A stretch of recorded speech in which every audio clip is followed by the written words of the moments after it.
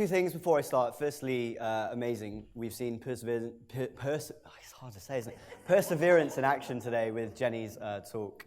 Incredible, just sailing on through the mic problem there. This one's working though, right? You can hear me? Hear me? Good. Secondly, I have a confession to make. I'm a bit of a rebel. I completely broke the speaker brief. Everybody's had no slides or one slide. I have loads. And the problem we have here is there is no clicker. So I've invented an invisible clicker. And if you see me doing this, it works. If you see me doing this, it goes back. So try again. Good. And again. Good. Cool. Okay. We're ready to go. Nice. That's good. What do you want to be when you're older? Show of hands, who's been asked that question before? Good, hands down. Show of hands, who's ever felt any level of anxiety when they've been asked that question? Good, thank you. I hate that question. I've always hated that question. At school, I was good at things. Boo-hoo, that sounds like a first world problem right there. But I wasn't great at things. I was good at maths, but never the nerd of the class. I was good in PE, but I was never the captain of the football team. And I talked quite a lot, but I wasn't the funniest guy in class. So I was decidedly average. What do you do with average? I had no idea what I wanted to do for a living when I left school. So I decided, okay, I can be a magician, I can be an astronaut, be a football player, or I could just do all of it. That sounds great. Let's just go and do all of that. I can be a football player on the weekends because they only play on Saturdays, and I can be an astronaut, a couple of months of the year, just go out to space because they don't stay up there all the time, and I'll come back. That sounds amazing. Obviously impractical. So fast forward, I'm in college, and I still have this problem. I still don't know what I want to be when I grow up. You're sat there in a room, just like you are now, and there's a guy walking up and down slightly nervously, talking about what you should do when you're older, and I was lucky enough to have a college that wanted me to go to university. Remember, I was decidedly average, an A-B student, had the grades to get into uni, and I still didn't know what I wanted to do for a living. So I decided, cool, I'll go to uni. At this point, I started to decide that I quite liked business. I was interested in it. I think we were 2 seasons into Dragon's Den, and I was quite interested in being able to sit on a table and have lots of money next to me. That would be really cool. But that was quite alien. I didn't know what I wanted to do for a living, and so I thought, okay, people were expecting me to go to university. What can I study at university to utilize my very average skills, but maybe my interest in business? So I went to university, and during university, I discovered something else about myself, that I was entrepreneurial. Now, Laith, when mentioning what YENA is, mentioned that it's the Young Entrepreneurial Network Association, not specifically for entrepreneurs. The dictionary definition of an entrepreneur is someone who risks their own money for profit or gain. But an entrepreneurial mindset is completely different. It's somebody that wants to go out there and achieve something, and probably the very definition of perseverance itself. Just because everybody up here today may not have had a business, they are, by their own right, entrepreneurial. And that's exactly what I discovered about myself in university. But this jarred with me. It's academic. It's about the most academic thing you can do to go to university.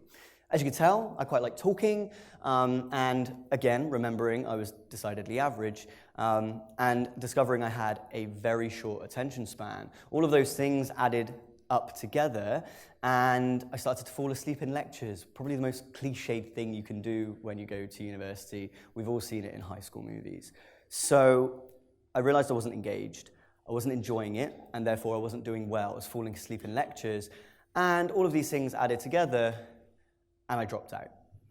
I dropped out in the 8th month of my first year. We just started exams. I bottled my exams. I think I'd got failures on my first lot of mocks, and that was pretty scary. There was this weight on my shoulders from my parents who'd always imagined they'd have a photo of me in a cap and gown on their mantelpiece. There was a pressure on me to be able to deliver that vision they had for me.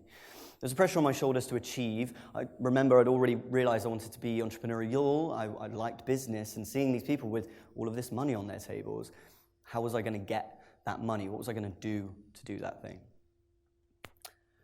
So I dropped out and I started my first business. Now, again, decidedly average, so I pulled all of my skills together. In college, I'd studied IT and art and sport. The sport one didn't really go too well, so I thought, let's put the other two together. We'll start a creative agency. So I started creating logos and branding and consulting with my friends on what they are starting when they're starting their own businesses, friends and family starting there and growing slowly, really slowly, but really surely. It took me 3 years to learn what I needed to learn to be able to grow my business to a substantial level, and I was working part-time that whole time. So you could say I should have stayed in university. It was the same amount of time. I probably could have come out with the same amount of knowledge. I'd grown this agency, and we started to get recognized for the work we were doing. We started to get recognition from other agencies and from other companies. We were working with the likes of Costa and Tesco, and it's a royal we, by the way. It's me and contractors. It was about as lean as it gets. I had no money, no credibility, couldn't build a team to be able to fulfill that work completely. So we started to get recognized, and that's when business number 2 happened. We merged the company with another agency, a larger agency. And this was possibly the most fun job I could have ever wished for.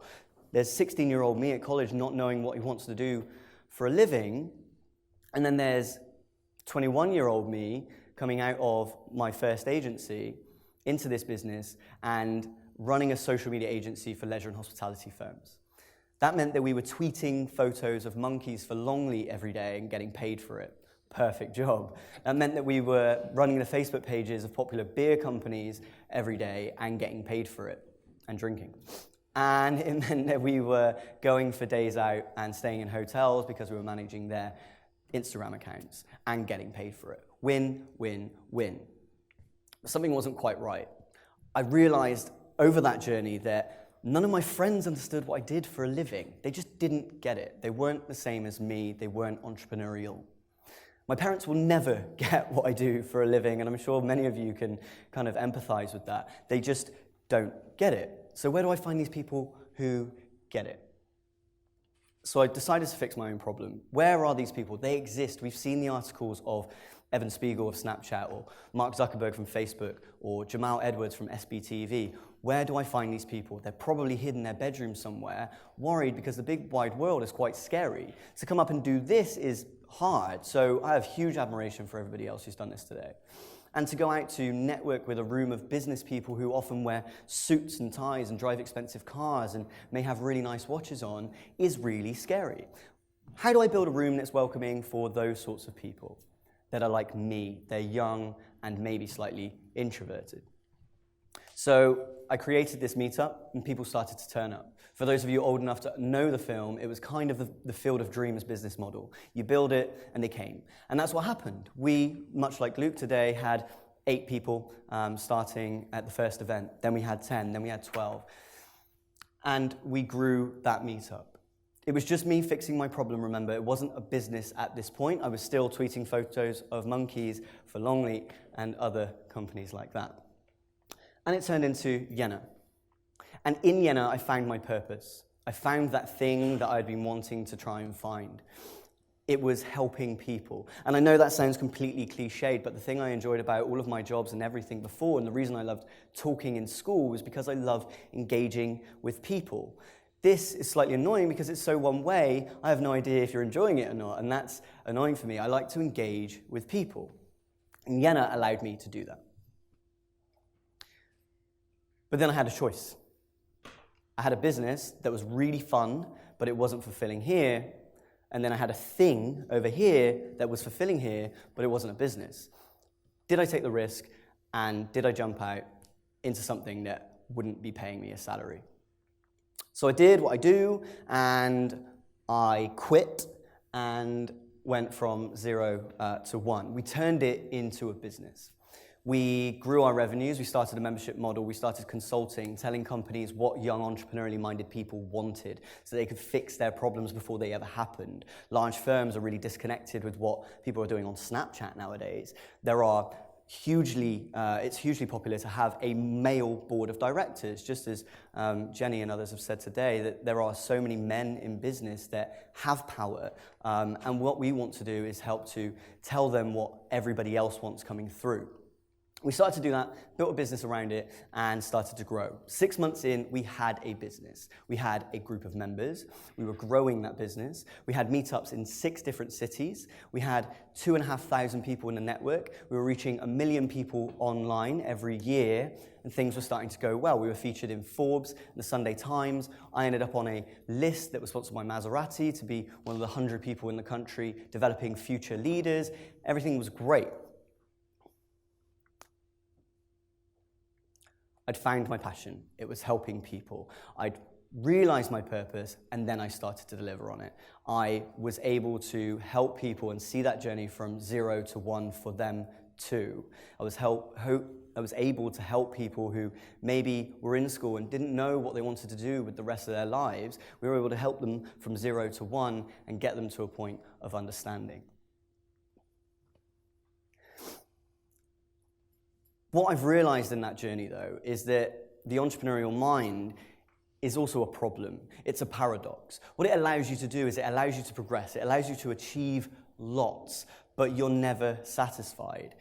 That's why you quite often see successful people as recluses, or successful people who find it hard to be happy with what they have. And it's not because they're very materialistic, it's not because they want a Ferrari and they don't have one yet. It's because they always want to change something. It's because they always want to leave a bigger legacy. And it's because, in my instance, they always want to help more people. And throughout that journey, I've realized that there's kind of a theme I follow throughout most of my life. And that's, if you keep going until you find the right thing, that's fine, but don't stop there. Keep going. You'll find greater things, you'll help more people, and you'll deliver your purpose. And after all of that, after all is said and done, my biggest realization is that I haven't changed at all. I still don't know what I want to do when I grow up. I still want change. YENA will never stay as it is right now, and that's a good thing. It will adapt, and it will change, because the world is always changing.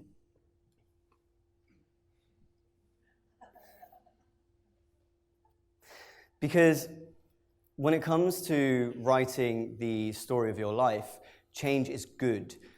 I always think about the positives and negatives of my life as an autobiography.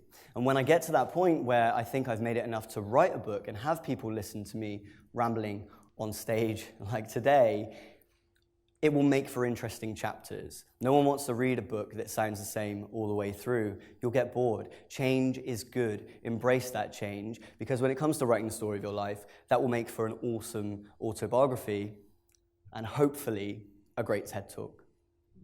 Thank you.